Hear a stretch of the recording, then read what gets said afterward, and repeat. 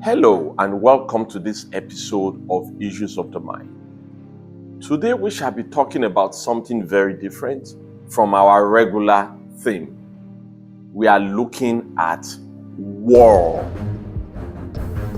And the specific war we want to look at is the war that broke on the 28th of February 2026.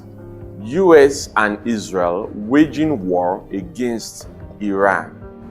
To give you a little bit of context, US and Israel, attacked Iran, very late at night, killing their supreme leader by the name Ayatollah Ali Khamenei, and his wife, his grandchildren, daughter, and so on and so forth, and many members of his family, as well as 47 other leaders.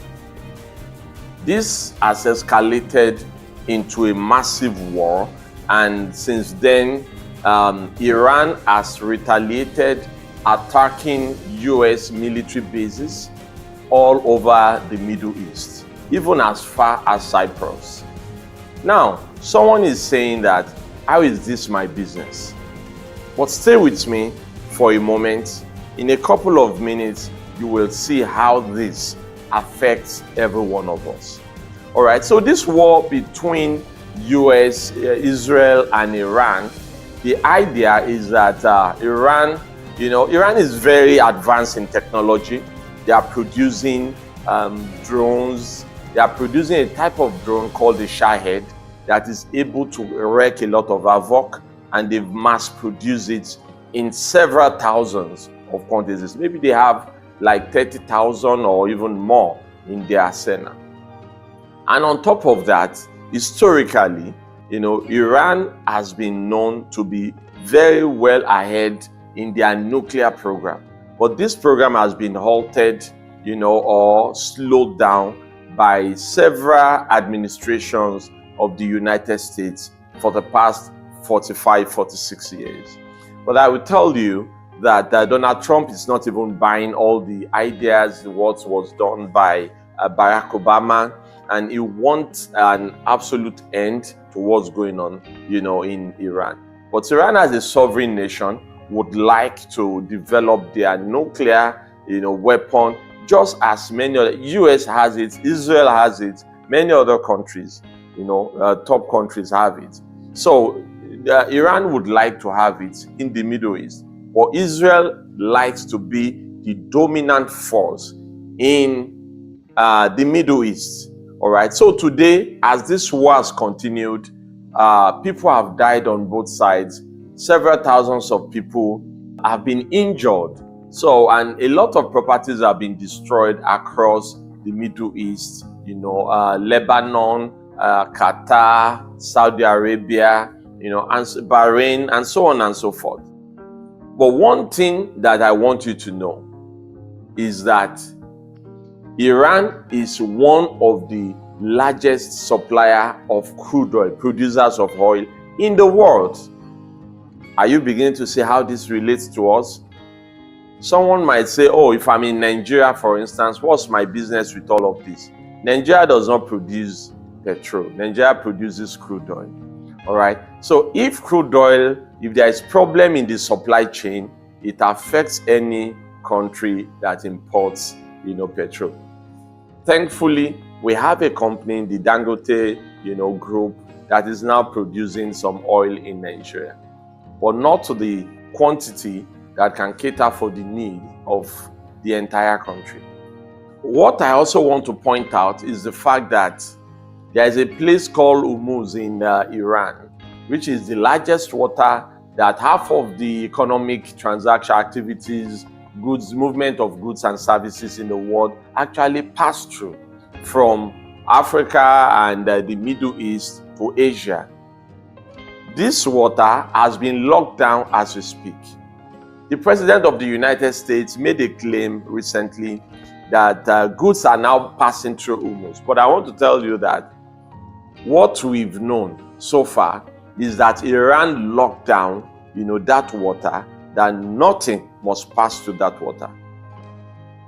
The implication of this is that goods and services, especially crude oil, is not moving to Asia.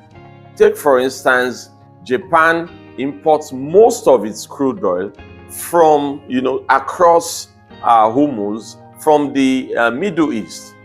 If this war were to last for 4 to 5 months, some analysts have predicted that it could lead to, a collapse of the Japanese economy. That is just one country out of all the nations that can be impacted. Someone is saying that, can you fast forward and talk about how it affects Nigeria? Let's talk about the implications, far-reaching implications to countries such as Nigeria.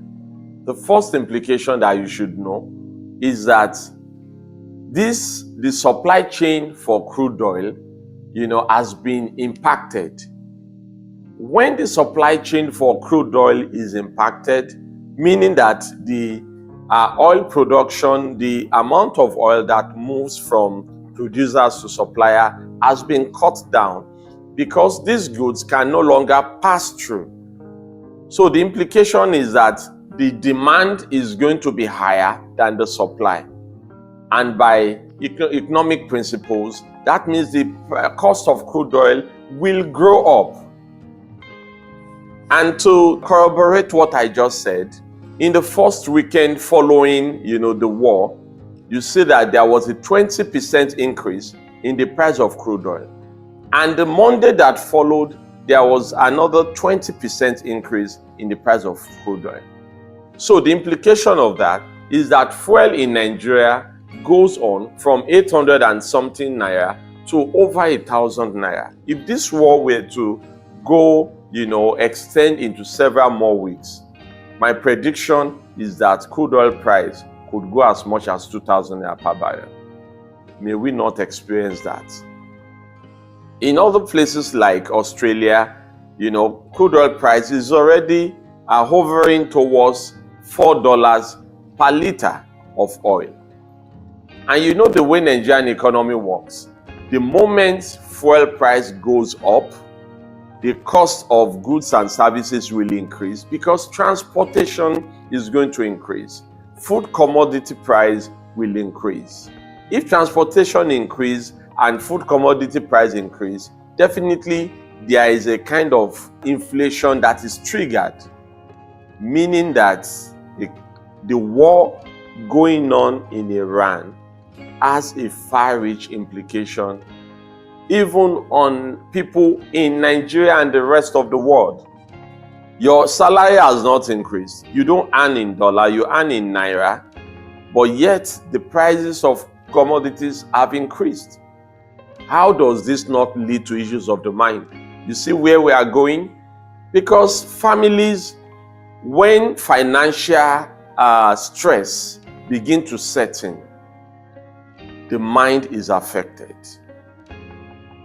I want to believe that in this part of the world, one of the causes of high blood pressure or the things that causes issues of the mind, especially for men, is economic reasons, financial reasons, the inability to meet their financial obligations. Hyperinflations or increase in the cost of commodities always affect, the mental health of men if not properly catered for. But that's at an individual level. So we have seen the implication for both the country and individuals. So let me also say that for every warring situation, for every disaster, for every plague, there is always a window of opportunity. There is always something that can be done. The first thing I want to call our attention to is that as a nation, are we thinking? As a nation, are we learning anything from this ongoing war? Imagine a nation is able to withstand two superpowers attacking them, bombarding them day and night, left and front. And a country at the middle is able to withstand them to such an extent. The question is, the war, the basic war that we are fighting internally with the bandits and the terrorist fundamentalist groups in this country, how far have we been able to go with that? During the war between Russia and Ukraine, Iran supplied Russia with their drone technology, the military technology called the Shahed drones. These drones, Russia utilized this drone technology to hit a lot of targets and wreak a lot of havoc in Ukraine. Today, Russia is providing intelligence to Iran. Why does Iran need this? Iran's air force and navy has almost been destroyed by the United States. So they need intelligence, from somewhere else that is out of the reach of the United States. So Russia has been helping in that regards. But as Russia is helping Iran, Ukraine has also decided to help the United States. Wow. Someone is asking, how can Ukraine help United States? Ukraine is supplying the United States with what they called bullet drones. Bullet drones is the new latest technology invented by the Ukrainians during the war. And with the help of this, US will be able to destroy a number of, the Shahed drones coming from Iran. Why is this very important? Ukraine has data. They have seen the Shahed drones wreak havoc in their own country, and they developed, this kind of technology that can counter it. They have the experience, they have the data, and they have converted this information into technology, into a kinetic technology for combat. As a nation in Nigeria, where are we in terms of science and technology? Where are the drones manufactured in Nigeria? Every weekend, we are busy attending one Owambe function or the other. And we use imported drones to get area views of our parties. But where are the drones that are created, made in Nigeria, even for recording during parties, let alone drones that can be used to engage in kinetic combat? This is a call for action that Nigeria as a nation, we should begin to rise. We should rise, to the modern challenges of technology. Just a matter of weeks ago, the United States already had a deal with a major artificial intelligence company to use large language models to control weapons, to control missiles. That means that they don't necessarily have to send men to handle some of these things. AI can be used to engage in kinetic combat. This will definitely reduce, the possibility of US soldiers dying in combat, in battles. Let us ask ourselves the question in whether we want to look at ourselves as Nigerians or as Africans. If we were to engage in any form of battle today, will this not be tantamount to annihilation when we are not able to deploy modern technologies, for kinetic means? So this is a window of opportunity for us as a nation to begin to reinvent ourselves, to push forward. We don't need to constitute a threat to the world. We are not investing in nuclear weapons. It is okay to invest in nuclear energy as an alternative form of energy. However, there are other little technologies. Imagine we had drone technologies. US was supplying us with drones not too long ago. Imagine we could make drones fish out where terrorists are hiding and take them out in a matter of hours, then Nigeria can fully raise its shoulder as the giant of Africa. Let us look at ourselves as individuals, whether we like to admit it or not, okay? There is an impact on USD, dollar is going to rise, and our economy, in fact, is rising already, and our economy is highly dollarized. We're a consuming nation. We always import goods and services. We also import fuel. We always need to buy dollars. So if dollar rises, there is inflation in the country. As price of crude oil is also rising, the price of petroleum is responding accordingly. And this is going to cause food inflation and other types of forms of inflation. The implication for us as individuals, I think it may be too late to do a lot of things right now because the war is ongoing and the impact is happening. But do you know that if we are practicing at least subsistence farming, you have no worry on the rise in dollar to buy food, the implication on food, when you pluck food from your own gardens or from your farm. Another thing is, what kind of training are we giving our children? We are in the era where everybody is on TikTok and social media. Children are using ChatGPT to do their homework. But the ChatGPT was created by advanced science and technology.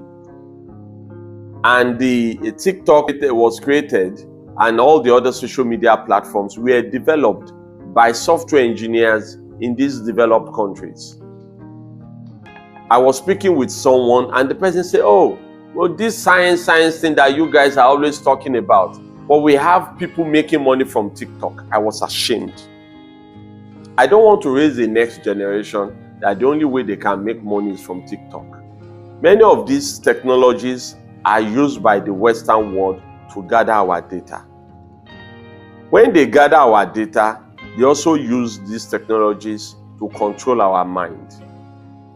They know what every one of us is doing in our digital lives. We can hide from ourselves. We cannot even hide from them. And when they want to push an agenda, they are able to push these agendas through, these social media platforms. We need technological sovereignty as a nation. But the nation cannot have technological sovereignty when every parent is raising their kids to be average. We need to raise children that will be excellent in mathematics, who will be excellent in sciences, in physics, in chemistry, in biology, and so on and so forth. This way we can rise up among the League of Nations. Yes, we are already developing some brains in economics.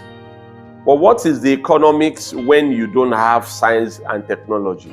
It will just look like a mere theoretical exercise or academic exercise. When you know what to do, but you don't know how to do it. Economics will guide us on what to do. Technology will help us to know how to do it. So as individuals, we need to rise to the occasion. If we want Nigeria to be great again, we need to raise children. We ourselves need to rise to the challenge. But concerning the ongoing war, if we don't want this war to linger on and cause issues of the mind, I want to appeal to us. Don't take sides, but pray concerning this war, that this war should come to an end. Pray for those who have lost their lives. Pray for every family who have lost loved ones. Some people will want to retaliate. Some people will want the war to continue. But as the war continues, people will keep dying on both sides. Let's pray and hope that this war come to an end very soon, so that it does not become the Third World War and it does not become a war on our minds. Thank you, and see you next time.